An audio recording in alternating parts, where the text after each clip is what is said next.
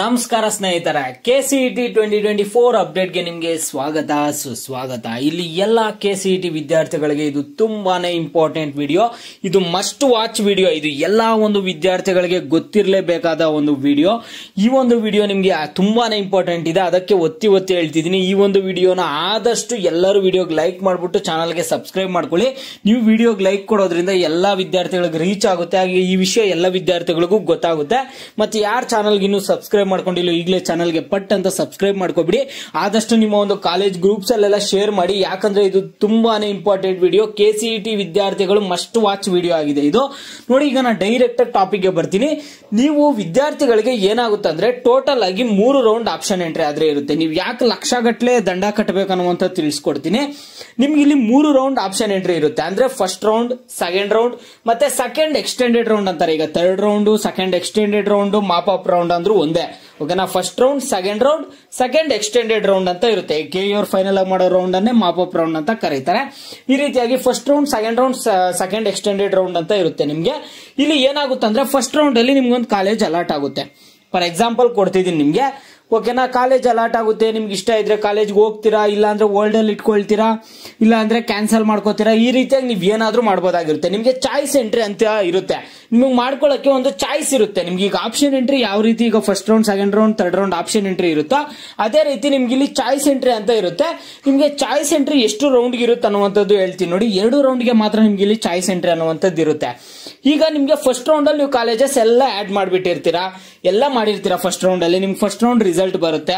ಆಗ ನೀವೇನ್ ಮಾಡ್ತೀರಾ, ನಿಮ್ಗೆ ಇಷ್ಟ ಇದ್ರೆ ಕಾಲೇಜ್ಗೆ ಹೋಗ್ತೀರಾ, ಇಲ್ಲ ನೆಕ್ಸ್ಟ್ ರೌಂಡ್ಗೆ ವೇಟ್ ಮಾಡ್ಬೇಕಂದ್ರೆ ವೇಟ್ ಮಾಡ್ತೀರಾ. ಓಕೆನಾ? ಅಲ್ಲಿ ಚಾಯ್ಸ್ ಎಂಟ್ರಿಯಲ್ಲಿ ನೀವು ಕೊಟ್ಕೋಬಹುದು. ಚಾಯ್ಸ್ ಎಂಟ್ರಿ ಬಗ್ಗೆ ನಿಮ್ಗೆ ಡೀಟೇಲ್ ವಿಡಿಯೋ ಮಾಡ್ತೀನಿ. ಓಕೆನಾ? ನೀವು ಯಾಕೆ ಲಕ್ಷ ಗಟ್ಟಲೆ ದಂಡ ಕಟ್ಟಬೇಕಂತ ಹೇಳ್ತೀನಿ. ಈಗ ಸೆಕೆಂಡ್ ರೌಂಡ್ ಆಪ್ಷನ್ ಎಂಟ್ರಿನೂ ಮಾಡ್ತೀರಾ. ಈಗ ಸೆಕೆಂಡ್ ರೌಂಡ್ ಆಪ್ಷನ್ ಎಂಟ್ರಿ ಎಲ್ಲೋ ಅಷ್ಟೇ. ನಿಮ್ಗೆ ಕಾಲೇಜ್ ಏನಾದ್ರು ಇಷ್ಟ ಇದ್ರೆ ನೀವು ಕಾಲೇಜ್ಗೆ ಹೋಗ್ತೀರಾ, ಇಲ್ಲ ಅಂದ್ರೆ ನೀವು ಮತ್ತೆ ಥರ್ಡ್ ರೌಂಡ್ ಪಾರ್ಟಿಸಿಪೇಟ್ ಮಾಡೋ ಹಾಗಿದ್ರೆ ಪಾರ್ಟಿಸಿಪೇಟ್ ಮಾಡ್ತೀರಾ. ನಿಮ್ಗೆ ಸೆಕೆಂಡ್ ರೌಂಡ್ ಅಲ್ಲೂ ಚಾಯ್ಸ್ ಎಂಟ್ರಿ ಇರುತ್ತೆ. ನಿಮ್ಗೆ ಚಾಯ್ಸ್ ಆದ್ರೆ ಇರುತ್ತೆ. ಫಸ್ಟ್ ರೌಂಡ್ ಆಪ್ಷನ್ ಎಂಟ್ರಿ ಮುಗಿದ ಮೇಲೇನು ಚಾಯ್ಸ್ ಎಂಟ್ರಿ ಮಾಡೋದಿರುತ್ತೆ. ಸೆಕೆಂಡ್ ರೌಂಡ್ ಆಪ್ಷನ್ ಎಂಟ್ರಿ ಮುಗಿದ ಮೇಲೇನು ನಿಮ್ಗೆ ಚಾಯ್ಸ್ ಎಂಟ್ರಿ ಮಾಡೋದಿರುತ್ತೆ. ನಿಮ್ಗೆ ಇಲ್ಲಿ ಡೇಂಜರ್ ಏನಂದ್ರೆ ಇಲ್ಲಿ ಸೆಕೆಂಡ್ ಎಕ್ಸ್ಟೆಂಡೆಡ್ ರೌಂಡ್ ಅಂದ್ರೆ ಥರ್ಡ್ ರೌಂಡ್ ಆಪ್ಷನ್ ಎಂಟ್ರಿ. ಇಲ್ಲಿ ಸೆಕೆಂಡ್ ಎಕ್ಸ್ಟೆಂಡೆಡ್ ರೌಂಡ್ ಅಲ್ಲಿ ಏನಾಗುತ್ತಂದ್ರೆ ನಿಮಗೆ ಕಾಲೇಜಸ್ ಯಾವ್ದಾದ್ರು ಒಂದು ಕಾಲೇಜ್ ಸಿಗುತ್ತೆ ಅಂದ್ರೆ ಆ ಒಂದು ಕಾಲೇಜ್ಗೆ ನೀವು ಹೋಗ್ಲೇಬೇಕಾಗುತ್ತೆ. ನೀವು ಆ ಕಾಲೇಜ್ಗೆ ಕಂಪಲ್ಸರಿ ಹೋಗ್ಬೇಕಿಲ್ಲಿ. ಓಕೆನಾ? ನಿಮ್ಗೆ ನೋಡಿ, ಈಗ ಫಸ್ಟ್ ರೌಂಡ್ ಅಲ್ಲಿ ನೀವು ಎಕ್ಸಿಟ್ ಆಗಿದ್ರೆ ಎಕ್ಸಿಟ್ ಆಗ್ಬೋದು, ಸೆಕೆಂಡ್ ರೌಂಡ್ ಅಲ್ಲಿ ಎಕ್ಸಿಟ್ ಆಗ್ಬೋದು, ಆದ್ರೆ ಥರ್ಡ್ ರೌಂಡ್ ಅಲ್ಲಿ ನಿಮ್ಗೆ ಈ ರೀತಿಯಾಗಿ ಒಂದು ಆಪರ್ಚುನಿಟಿ ಇರಲ್ಲ. ನೋಡಿ, ನಿಮ್ಗೆ ಕಾಲೇಜಸ್ ಅದಕ್ಕೆ ಫಸ್ಟ್ ರೌಂಡ್ ಅಲ್ಲೇ ಆಡ್ ಮಾಡ್ಕೊಬಿಡ್ಬೇಕು. ನಿಮ್ಗೆ ಫಸ್ಟ್ ರೌಂಡ್ ಅಲ್ಲಿ ಮಾತ್ರ ಒಂದು ಆಪ್ಷನ್ ಇರುತ್ತೆ. ಕಾಲೇಜಸ್ ಎಷ್ಟು ಬೇಕೋ ಅಷ್ಟು ಆಡ್ ಮಾಡ್ಕೋಬಹುದು. ಸೆಕೆಂಡ್ ರೌಂಡ್ ಆಪ್ಷನ್ ಎಂಟ್ರಿ ಅಲ್ಲೆಲ್ಲ ನಿಮ್ಗೆ ಬರೀ ಮಾಡಿಫೈ ಮಾಡ್ಕೊಳಕ್ಕೆ, ರೀಆರ್ಡರ್ ಮಾಡ್ಕೊಳಕ್ಕೆ ಮಾತ್ರ ಈ ರೀತಿಯಾಗಿ ಆಪ್ಷನ್ಸ್ ಇರುತ್ತೆ. ಡಿಲೀಟ್ ಮಾಡಕ್ಕೆಲ್ಲ, ಆಡ್ ಮಾಡಕ್ ಆಪ್ಷನ್ ಇರಲ್ಲ ನಿಮ್ಗೆ ಸೆಕೆಂಡ್ ರೌಂಡ್ ಆಪ್ಷನ್ ಎಂಟ್ರಿಯಲ್ಲಿ. ನೀವು ಫಸ್ಟ್ ರೌಂಡ್ ಅಲ್ಲೇ ಎಷ್ಟು ಕಾಲೇಜಸ್ ಬೇಕೋ ಅಷ್ಟು ಕಾಲೇಜಸ್ ಆಡ್ ಮಾಡ್ಕೊಬಿಡ್ಬೇಕು first round option entry time ಅಲ್ಲೇ. ಓಕೆನಾ? ನೋಡಿ, ಈಗ ನಿಮ್ಗೆ ಫಸ್ಟ್ ರೌಂಡ್ ಅಲ್ಲೂ ಏನ್ ಸಮಸ್ಯೆ ಆಗಲ್ಲ. ಈಗ ನಿಮ್ ಕಾಲೇಜ್ ಸೀಟ್ ಸಿಕ್ಕಿದೆ, ಇಷ್ಟ ಇಲ್ಲ ಅಂದ್ರೆ ನೀವು ಹೋಗದೆ ಇರ್ಬೋದು. ಸೆಕೆಂಡ್ ರೌಂಡ್ ಪಾರ್ಟಿಸಿಪೇಟ್ ಮಾಡ್ತೀರಾ, ಓಕೆ, ಇಷ್ಟ ಇದ್ರೆ ಸೀಟ್ ತಗೋತೀರಾ, ಇಲ್ಲ ಅಂದ್ರೆ ಇಲ್ಲ. ಆದ್ರೆ ಥರ್ಡ್ ರೌಂಡ್ ಅಲ್ಲಿ ಏನಾದ್ರೂ ನಿಮ್ಗೆ ಸೀಟ್ ಸಿಕ್ಕಿದೆ ಅಂದ್ರೆ ನೀವು ಕಂಪಲ್ಸರಿ ಹೋಗ್ಬೇಕು, ಆ ಕಾಲೇಜ್ಗೆ ಜಾಯಿನ್ ಆಗ್ಲೇಬೇಕಾಗುತ್ತೆ. ಒಂದು ವೇಳೆ ನೀವೇನಾದ್ರೂ ಜಾಯಿನ್ ಆಗ್ಲಿಲ್ಲ ಅಂದ್ರೆ ನಿಮ್ಗೆ ಕೆಇಎ ಕಡೆಯಿಂದ ನೋಟಿಸ್ ಬರುತ್ತೆ, ನಿಮ್ಮ ಮನೆಗೇನೆ ನೋಟಿಸ್ ಬರುತ್ತೆ, ನೀವು ದಂಡ ಆದ್ರೆ ವಿಧಿಸಬೇಕಾಗುತ್ತೆ. ನೀವು ಆಪ್ಷನ್ ಎಂಟ್ರಿಯಲ್ಲಿ ಪಾರ್ಟಿಸಿಪೇಟ್ ಮಾಡಿರ್ತೀರಾ. ಓಕೆನಾ? ಥರ್ಡ್ ರೌಂಡ್ ಅಲ್ಲಿ ನಿಮ್ಗೆ ಫೈನಲ್ ಆಗಿ ಯಾವ್ದೋ ಒಂದು ಕಾಲೇಜಲ್ಲಿ ಸೀಟ್ ಸಿಕ್ಕಿರುತ್ತೆ, ಯಾವ್ದೋ ಒಂದು ಕೋರ್ಸ್ಗೆ, ನೀವು ಅದಕ್ಕೆ ಹೋಗಿ ಜಾಯಿನ್ ಆಗ್ಲೇಬೇಕಾಗುತ್ತೆ. ನೀವೇನಾದ್ರೂ ಒಂದು ವೇಳೆ ಜಾಯಿನ್ ಆಗ್ಲಿಲ್ಲ ಅಂದ್ರೆ ನಿಮ್ಗೆ ಏನಾಗುತ್ತಂದ್ರೆ 5 ಲಕ್ಷ ದಂಡ ಬೀಳುತ್ತೆ. ಈಗ ಫಾರ್ ಎಕ್ಸಾಂಪಲ್ 1 ಲಕ್ಷ ನಿಮ್ದು ಫೀಸ್ ಇದೆ ಅಂದ್ರೆ ಅದಕ್ಕೆ 5 ಪಟ್ಟು ನಿಮ್ಗೆ 5 ಲಕ್ಷ ದಂಡ ಆದ್ರೆ ವಿಧಿಸಲಾಗುತ್ತದೆ. ಮತ್ತೆ ನಿಮ್ಮ ಫೀಸ್ ಏನಾದ್ರೂ 50,000 ಇದೆ ಅಂದ್ರೆ ನಿಮ್ಗೆ ದಂಡ ಬಂದ್ಬಿಟ್ಟು 2.5 ಲಕ್ಷ ದಂಡ ಆದ್ರೆ ಬೀಳುತ್ತೆ. ಈ ರೀತಿಯಾಗಿ 5 ಪಟ್ಟು ಹೆಚ್ಚಿಗೆ ನೀವು ದಂಡ ಆದ್ರೆ ಕಟ್ಟಬೇಕಾಗುತ್ತೆ ಕೆಇಎಗೆ. ಅದಕ್ಕೆ ನೀವು ಕೇರ್ಫುಲ್ ಆಗಿರ್ಬೇಕು. ನಿಮ್ಗೆ ಈಗ ಕೆಇಎ ಕಡೆಯಿಂದಾನೇ ಅಲಾಟ್ ಆಗುವಂತಹ ಸೀಟಲ್ಲಿ ನೀವು ಕಾಲೇಜಿಗೆ ಜಾಯಿನ್ ಆಗಬೇಕು ಅನ್ನೋದಾದ್ರೆ ಫಸ್ಟ್ ರೌಂಡ್ ಅಲ್ಲಿ, ಸೆಕೆಂಡ್ ರೌಂಡ್ ಅಲ್ಲಿ ಮತ್ತೆ ಥರ್ಡ್ ರೌಂಡ್ ಅಲ್ಲೂ ನಿಮ್ಗೆ ಏನಾದ್ರೂ ಸೀಟ್ ಸಿಕ್ಕಿದ್ರೆ ಹೋಗಿ ಜಾಯಿನ್ ಆಗಿ. ನೀವಿಲ್ಲ ನಮ್ಗೆ ಕೆಇಎ ಪ್ರೋಸೆಸ್ಸೇ ಬೇಡ, ನಾವು ಬೇರೆ ಕೋರ್ಸ್ಗೆ ಹೋಗಿ ಜಾಯ್ನ್ ಆಗ್ಬಿಡ್ತೀವಿ, ನಮ್ಗೆ ಇದೇನು ಬೇಡ ಅನ್ನೋದಾದ್ರೆ ನೀವು ಆಪ್ಷನ್ ಎಂಟ್ರಿ ಮಾಡಬೇಡಿ. ನೀವು ಬೇರೆ ಕೋರ್ಸ್ಗೆ ಹೋಗಿ ಜಾಯ್ನ್ ಆಗಿ ನಿಮ್ಗೆ ಇಂಟ್ರೆಸ್ಟ್ ಇದ್ರೆ ಇಲ್ಲಿ ಬಂದು ಸುಮ್ಮನೆ ನೀವು ಸೀಟ್ ಅಲಾಟ್ ಆದ್ಮೇಲೆ ಥರ್ಡ್ ರೌಂಡ್ ಅಲ್ಲಿ ಈ ರೀತಿಯಾಗಿ ಆಟ ಆಡಂಗಿಲ್ಲ ನೀವು. ಈಗ ನೋಡಿ ಬಿ ಕೇರ್ಫುಲ್ ಅಂತ ಹೇಳ್ತಿದ್ದೀನಿ.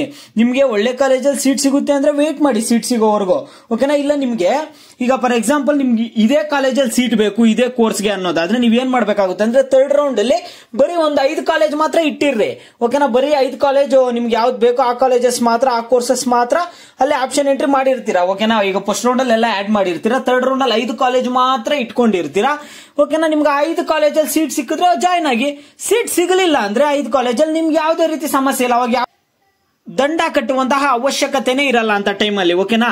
ನಿಮಗೆ ಇಂಥ ಕಾಲೇಜಲ್ಲೇ ಸೀಟ್ ಬೇಕು ಮತ್ತೆ ಇಂಥ ಕೋರ್ಸ್ಗೆ ಸೀಟ್ ಬೇಕು ಅನ್ನುವಂಥದ್ದು ಯಾರಾದ್ರೂ ಮೈಂಡ್ ಅಲ್ಲಿ ಫಿಕ್ಸ್ ಆಗಿದ್ದೀರಾ, ಅಲ್ಲಿ ಸೀಟ್ ಸಿಕ್ಕಿದ್ರೆ ಮಾತ್ರ ನಾವು ಹೋಗ್ತೀವಿ ಕಾಲೇಜ್ಗೆ, ಇಲ್ಲ ಅಂದ್ರೆ ನಾವು ಕಾಲೇಜ್ಗೆ ಹೋಗಲ್ಲ, ಹೋಗಿ ಜಾಯಿನ್ ಆಗಲ್ಲ ಅನ್ನೋದಾದ್ರೆ ನೀವು ಆಪ್ಷನ್ ಎಂಟ್ರಿಯಲ್ಲಿ ಆ ಕಾಲೇಜಸ್ ಮಾತ್ರ ಹಾಕಿ. ಈಗ ಥರ್ಡ್ ರೌಂಡ್ ಅಲ್ಲಿ ನಿಮ್ಗೆ ಯಾವ್ದು ಕಾಲೇಜ್ ಸಿಗ್ಲಿಲ್ಲ ಅಂದ್ರೆ ಅವಾಗ ನಿಮ್ಗೆ ಏನು ಸಮಸ್ಯೆ ಇಲ್ಲ, ನೀವೇನ್ ಮಾಡ್ಬೋದು ಆರಾಮಾಗಿ ನೀವು ಯಾವ ಬೇರೆ ಕೋರ್ಸ್ಗೆ ಏನಾದ್ರು ಹೋಗಿ ಜಾಯ್ನ್ ಆಗಬೇಕು ಅನ್ನೋದಾದ್ರೆ BScಗೋ BCAಗೋ ಏನಾದ್ರು ಹೋಗಿ ಜಾಯ್ನ್ ಆಗಬೇಕು ಅನ್ನೋದಾದ್ರೆ ಹೋಗಿ ಜಾಯ್ನ್ ಆಗ್ಬೋದು. ಯಾಕಂದ್ರೆ ಥರ್ಡ್ ರೌಂಡ್ ಅಲ್ಲಿ ನಿಮ್ಗೆ ಸೀಟೇ ಅಲಾಟ್ ಆಗಿಲ್ಲ, ಅವಾಗ ನೀವು ಯಾವುದೇ ತರದ ದಂಡ ಕಟ್ಟುವ ಅವಶ್ಯಕತೆ ಇಲ್ಲ, ಏನಿಲ್ಲ.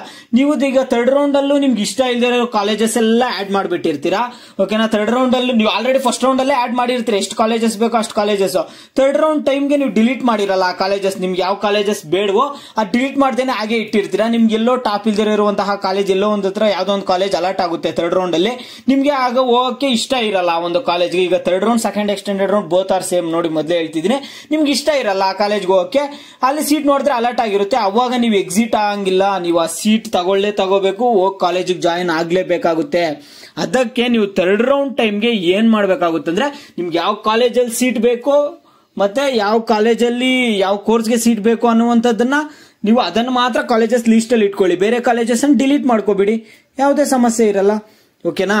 ಈ ರೀತಿಯಾಗಿ ಮತ್ತೆ ಇನ್ ಕೆಲವು ವಿದ್ಯಾರ್ಥಿಗಳು ಇರ್ತಾರೆ, ನಮ್ಗೆ ಯಾವ ಕಾಲೇಜಲ್ಲಿ ಸೀಟ್ ಸಿಕ್ಕಿದ್ರು ಪರವಾಗಿಲ್ಲ, ಯಾವ ಕೋರ್ಸ್ಗೆ ಸಿಕ್ಕಿದ್ರು ಪರವಾಗಿಲ್ಲ, ನಾವು ಹೋಗಿ ಜಾಯ್ನ್ ಆಗ್ತೀವಿ ಅನ್ನೋದಾದ್ರೆ ನಿಮ್ಗೆ ಏನ್ ಸಮಸ್ಯೆ ಆಗಲ್ಲ, ಓಕೆನಾ.